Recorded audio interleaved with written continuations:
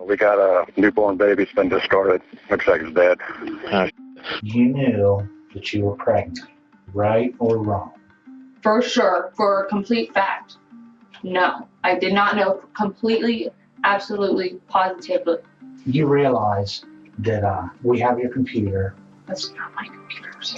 I didn't really have much concern for the baby. I was more concerned about my well-being and taking care of myself. Then they turned over like pictures, and I really hope they're not trying to show pictures in the courtroom. And here I go. When a horrifying discovery is found in a trash bag outside a sorority house at Muskingum University, suspicion falls on a young college student. As investigators dive into the truth behind the gruesome find, unsettling evidence begins to emerge, leaving them to question, is the suspect telling the whole truth, or is there more to the story than she's leading them to believe? Because he told me it's going to come down to who do they believe, me or the coroner.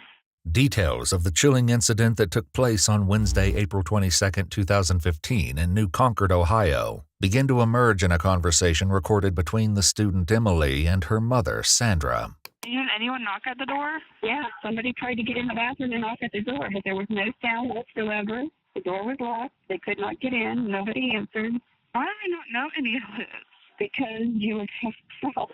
It began when Emily's sorority sisters found a tightly knotted trash bag resting against the side of the house.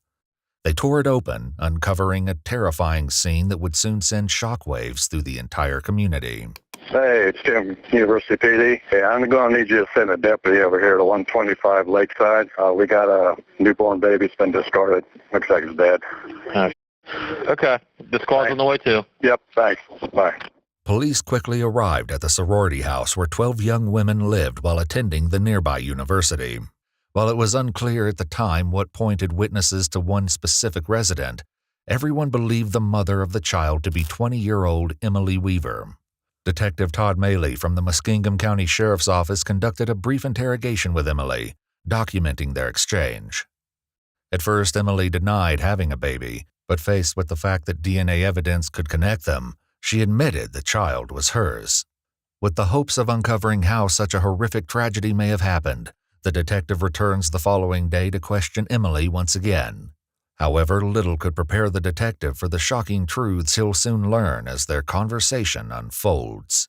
When I first came over here yesterday and we first met, you lied at first about being pregnant. Yes. And then you ended up admitting that you were. What happened yesterday morning? You just want for sure from me having a baby. Of course you were pregnant. Did anybody know about that? Tell me about that. No one knew about that. Now you told me that there was rumors. Yeah, because I didn't take a test or anything. However, it would later be revealed that Emily did take a pregnancy test at the university's wellness center. They would reach out to Emily in an attempt to share the positive results, but their calls, emails, and texts would go unanswered, begging the question, did she simply miss the messages, or did she choose to ignore them? The answers begin to reveal themselves in a series of text messages later uncovered between Emily and her ex-boyfriend, Logan. On March 18th, 1 month prior to giving birth, Emily texts, "I don't know what to do besides keep it a secret. And I haven't told anyone about this situation, but it's getting harder to keep quiet about." Emily tells Logan they need to talk about the situation they're in. She accuses him of acting like nothing's going on, saying he has no consequences. Well, tell me about some of the rumors. Well, basically, I just heard it coming from one girl saying it. Because my roommate is talking to someone, and he said it was brought up, and some of her sorority sisters have brought it up, but I've only heard it come from that one source. Why didn't you want anyone to know that you were pregnant? I didn't exactly know I was pregnant. In a heated exchange on April 17th, just 5 days before giving birth, Emily accuses Logan of starting a war by telling others, indicating that the two of them may not have been the only ones who knew. You didn't know you were pregnant. Now you were showing. I gained weight. Not an excessive amount, but... When did you stop having a period? sometime after August, but I was still like spotting like throughout. According to Detective Maley's notes from the day prior, Emily also claimed she had no visible stretch marks and experienced no nausea, symptoms usually indicative of pregnancy. But based on a pin about a baby's nursery setup she saved on her social media account and the text she sent to Logan, it's clear she was aware of her situation. And I don't want to beat you up about this, but you knew that you were pregnant, right or wrong? For sure, for a complete fact, no. I did not know completely, absolutely, positively. Emily tells Logan, "I just don't know how to deal with this situation," to which he suggests she go to a clinic. Her response, "I'm 7 months," goes against her claims that she had no idea she was pregnant. As the detective confronts her about this knowledge, she continues to give vague answers. You suspected you were pregnant. I mean, it crossed my mind, but I didn't. Okay, and that's what you said last night. You said it crossed your mind, and I said, how did it cross your mind? And you said what? Do you remember? You told me because you gained weight. A little bit, but nothing significant. I don't believe that you went into the bathroom and had this baby and it was a complete surprise. That's not true, is it? What? That when you went to the bathroom and had this baby, and it's like, oh my gosh, I didn't know I was pregnant. I mean, that's unrealistic. Yeah, I mean, I didn't expect I was going to have a kid right there. However, alarming clues, including Emily's search history, hint that she may not have been as blind to her situation as she wants the detective to believe. Although none of this still explains what really happened to the baby. Have you looked up things on your computer, on the internet, in reference to concealing a pregnancy? What's concealed? To hide that you were pregnant? No. Have you looked up things on the internet in reference to I don't know how you define pregnancy. to terminate a pregnancy? I mean, yeah, I look things up, but, On how to terminate a pregnancy? or yeah, if it came down, like, Okay, and most of it was like abortion. It's mostly all I looked at. However, Emily may have more than considered the idea, as is revealed in a text exchange on April 17th, just 5 days before giving birth. Logan sends a text to Emily which reads, "You should have gotten it taken care of when I told you to." In Emily's bedroom, investigators uncovered a startling new clue, but getting a straight answer as to her intentions would be no easy task. the pills that were found in your room, what were they called? This like black, starting to see. Is it black cohosh? Yeah. Are those pills to induce an early labor or to terminate a pregnancy?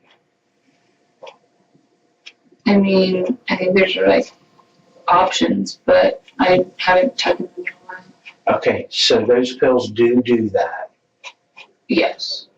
Regardless of whether she knew all along or was truly unaware, her decision to hide the truth once labor began raises disturbing questions. What was going on before the birth? I just felt like an uncomfortable pain. It's like what you want, I got in the dream. Is that what you had, was an uncomfortable pain? Yeah, it wasn't anything like severe. It wasn't like I didn't think anything of it. And then Where was it at? where was that? Yeah. My bedroom, like in my bed. Just No, I mean, where was the pain at on you? oh, just like stomach area, like nothing like it wasn't low or anything. It was just like my stomach. And then I like thought I had the stomach bug because then I went to the bathroom and I kept I pooped a lot. And like the stomach flu's been going around and like one of my housemates had it, so I was like, well, maybe that's just what it is. And so like I was just pooped and then I just laid back down. I didn't think anything of it, kind of like dozed in and out throughout the night. And there's later on, there's like a more like sharp, heavier pain that was lower down. And I went downstairs, like I said, because if it was the stomach flu, 8 girls live upstairs. Like I didn't want it to be contagious, so I would get it. So I figured that would be the best place to go because it'd be the easiest to like don't go, like plead and investigate. The admission that as many as 8 other girls were sleeping upstairs while she gave birth raises concerning questions about no one hearing a sound or rushing downstairs. However, this still didn't scratch the surface, as a morbid question will soon cloud the entire case. So then what happened? And then I just sat there, and then all of a sudden, like, I just felt like a rip and like heavy pressure, and then the baby came out. And where are you at in the little bathroom?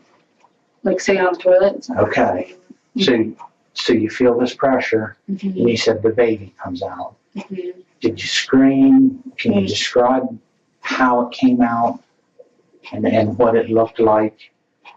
I mean, I didn't scream, like I was like quiet about it because I didn't like want anyone to like wake up or be concerned. So like it wasn't like god awfully painful, like, you know, like people hear, like it wasn't, I mean, it hurt a little bit, but it wasn't like that bad. So I didn't really scream. Like I might have like been breathing a little heavier, but that's about it.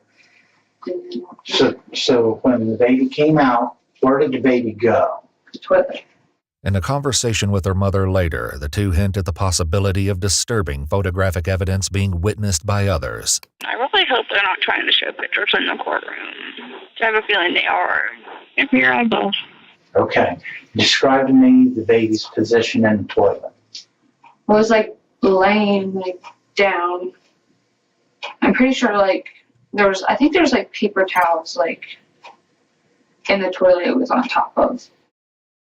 It was like it was facing like, I mean, I was laying, but like it wasn't like turned in the water, you know what I mean? Like it was like head was facing upwards. And the baby was born alive. Yeah. On April 22nd at 7:12 p.m., just before the police arrived, Emily sent the following horrifying text to Logan. "No more baby. Taken care of."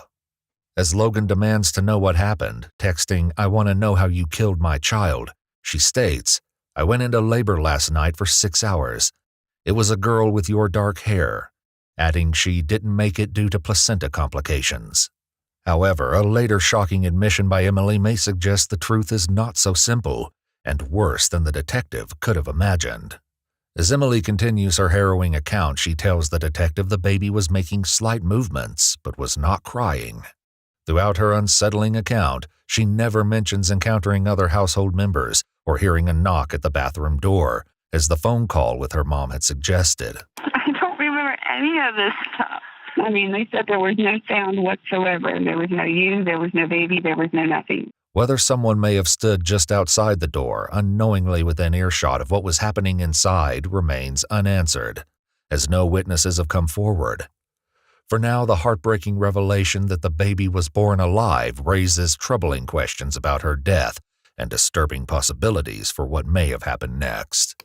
After I tried to like stop some of the war bleeding, like I tried to check on the baby and it was just like, it really wasn't like it wasn't doing anything. Now, how did you try and check? I guess I just like looked and it wasn't anything. Okay. So you said you took the baby out of the toilet and laid it where? Just like on the ground. Although Emily's story may be true, it seems the detective is reluctant to believe her and might be suspecting that she's withholding a darker truth. And we talked about this last night, and I explained to you that the pathologist is going to be able to tell Yeah. If it was choked or something. the cause of death on the child. Mm-hmm. And did you do anything physically to... No, I didn't do anything physically. Obviously I didn't do much at all. I was more concerned about me than I was baby. Detective Maley's notes reveal that Emily expressed concern, stating, "I don't want this to seem like I intentionally killed the kid." When asked if she choked the baby, she answered, "There's no way I could even comprehend something like that." Though Emily stands by her story, an autopsy report will later shed light on this tragic mystery. For now, the detective shifts the conversation to what Emily did next after giving birth. She briefly explains that she laid in bed, sleeping off and on through minor stomach pains until about 4 p.m. in the afternoon. So then my roommate was like, well, what do you want to do for dinner? And who was that? Paige. Okay. And I was like, I don't really know. So then we just decided to go to McDonald's, at the airport McDonald's. So how did you get there? I drove. Mm-hmm. She go with you? Yeah, like, felt fine. Went to our room, sat there, ate it. Then I showered. Everything felt fine. I felt fine. So after I showered, I got on the computer. I started typing. I had a presentation due today, so I started like doing it, and I didn't look anything up about the situation on the computer. So if you still you can look that up, but I didn't look anything up on the computer or anything. I just did my presentation, and then that's when fire department showed up and came upstairs and asked if I was okay, if I felt fine. I said yes, and then that's when everyone, like the police department, whoever, came up. What Emily did with the child following the birth will soon come to light in her own harrowing admission. I want you to think about this. You know that there's going to be an autopsy on her. Mm-hmm. And I know we've went over this and I've got your answers to those questions. If any of that's not true, what you told me, I need to hear that from you because it's going to look much better on you if we hear it from you rather than hear it from the doctor. Yeah. And if I was going to intentionally look at it, I would have not put its head up and just let it drown. You know what I mean? It wasn't like I intentionally inflicted harm on my kids. You did. Mm. Did you try and keep her alive? I didn't do anything to keep her alive. No. So they told me it's going to come down to who do they believe, me or the coroner? As police arrive on campus and begin to question Emily, Logan sends a panicked message, reading, "What did you do?" When asked what happened immediately following the birth, Emily begins recounting her actions. After giving birth, she describes going to the kitchen and returning with a knife, which she used to cut the umbilical cord. Emily vividly recounts the baby's final movements before claiming they stopped altogether. Afterward, she admits she disposed of the baby's body and other evidence in a black trash bag. Emily then lay down on the couch for around 15 minutes, leaving the trash bag on the bathroom floor. Then after that, once I felt like I could walk, I went out and I took it outside and I set it just right by the house. It was trash day. I could have took it to the trash bins, the trash hadn't gone out or anything, but I just sat it there and I came back in and I was still losing blood, so I just laid on the couch. Okay. Let me ask you this. Why did you just set her right outside the door and not somewhere else? I just didn't know. I didn't want to travel. I didn't want to throw her in the trash bin for the garbage people to throw, just throw in the trash can. So at one point I thought about burying her, but I didn't want to take her away, and then because I wasn't in I felt the safest position yet, because I was laying down and I was still losing blood, so I was just well, maybe I need to go if something doesn't stop soon. But then it slowly started settling down. Now, why didn't you call 911? I probably should have, but I just didn't Okay. feel like there was anything left to do. I just thought the baby was gone. Though we may never know what Emily had been thinking, rising tensions between Emily and Logan shed a horrifying light on the situation that foreshadowed the tragic events that would soon follow. While accusing Emily of drinking throughout her pregnancy, he tells her she might as well just kill it. Despite Emily's grim admissions and the incriminating texts, investigators still have no clear proof of exactly what happened to the baby. However, the coroner's report will soon reveal harrowing details about the child's tragic death. For now, it appears as though the detective is searching for any sign of remorse from Emily as he asks her one final question. Can you sum this up with how you feel about this? Wish it could be like rewound the situation, I guess. Can you speak up just a little bit? I I'm just sorry. wish it was like you could go back and I could have like called 911, but I didn't. So With enough evidence to charge Emily with a crime, she's taken to jail with a bond set for $1 million. While behind bars, conversations with her mom, Sandra, continue as Emily faces a critical decision to prove her innocence. I have to go to court at 2:30. Oh, today? I either have to take 15 years or go to trial.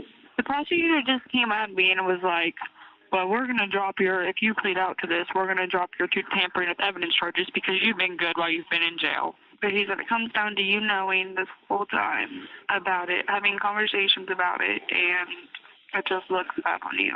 So go to trial. You think this is a good decision? I think it's your best option. All right. All I can tell you to do is pray about it. Okay.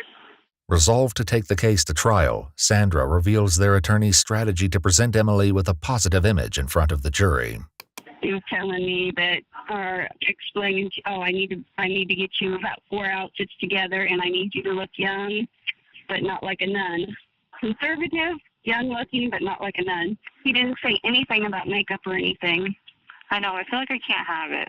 Oh, well, it's okay. You look better when you're pale anyway. I feel like I'm going to look pretty rough. My hair is going to look ridiculous. Just have somebody braid it.